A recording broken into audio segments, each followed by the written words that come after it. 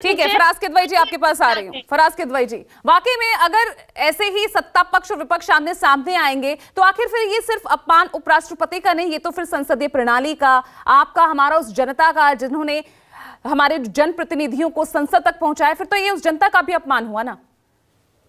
Puja ji, I will come to your question also, लेकिन उससे पहले मैं आपको बधाई दे दूं कि अब पत्रकारिता का सर्टिफिकेट जो है इंस्टीट्यूट्स नहीं, भारतीय जनता पार्टी के प्रवक्ता भी देने लगे हैं। लेकिन मैं एक बात आपको जरूर बोलूंगा कि जहां तक रही बात राजीव रंजन जी की, तो चारू प्रज्ञा जी से जाकर के कहिएगा कि चेक करेंगे कि जनता में प्रधानमंत्री जी से ज्यादा लोकप्रियता राजीव रंजन जी की है। ये मैं चैलेंज के साथ कह सकता हूं, पहली बात।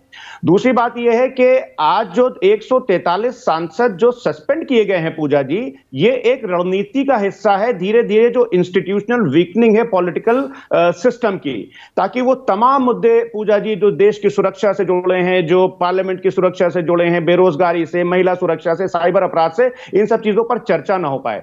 पूजा जी देखिए, बीजेपी पार्टी ने पार्लियामेंट को एक जोन ऑफ कॉन्फ्लिक्ट में कन्वर्ट कर दिया है, जहां पर डिस्कशन और डेलिब्रेशन को बहुत आसानी से साइडलाइन कर दिया जाता है। आपको एक बात मैं बताऊं पूजा जी कि सीएसडीएस और लोकनीति का एक सर्वे है, जिसके हिसाब से जो भारत की पार्लियामेंट है उस पे सबसे ज्यादा भरोसा जो है वो भारत की जनता करती है।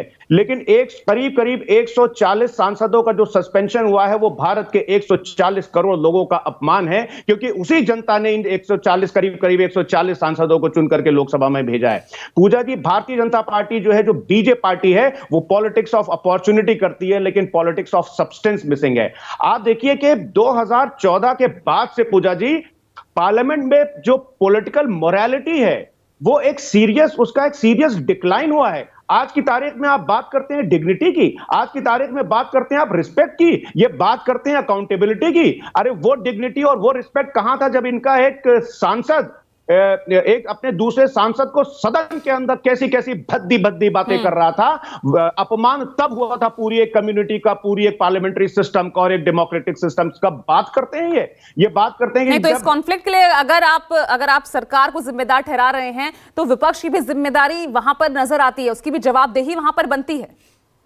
पूजा जी, विपक्ष का काम क्या है? विपक्ष का काम है डायलॉग, विपक्ष का काम है चर्चा, और विपक्ष का काम है वो तमाम अगर आप नियमों के रहते हुए सवाल उठाते, अगर आपको वहां सवाल पूछने थे आसन पर, वहीं पर अपने आसन पर रहते, वहां आप सवाल पूछते ना, क्यों वेल में जाकर, क्यों पर्चियां फाड़कर। और अब तो ऐसी तस्वीर आ रही है कि सांसद जबरदस्ती निलंबन लेने के लिए इस तरह की कार्रवाई कर रहे हैं। ऐसी भी तस्वीर अब सामने आ रही है। कल ही हुआ ना, 2 सांसदों का पर्चियां फेंकते नजर आए। पूजा जी, आप चेक करिएगा कि पहले दिन जब 14 सांसद को सस्पेंड किया गया था, तो उसमें एक सांसद डीएमके के थे जो वहां सदन में मौजूद भी नहीं थे और उसका सस्पेंशन हुआ था। तो इसका मतलब क्या है कि क्या लिस्ट पहले ही बन गई थी, एक दिन पहले बन गई थी कि साहब इन सांसदों को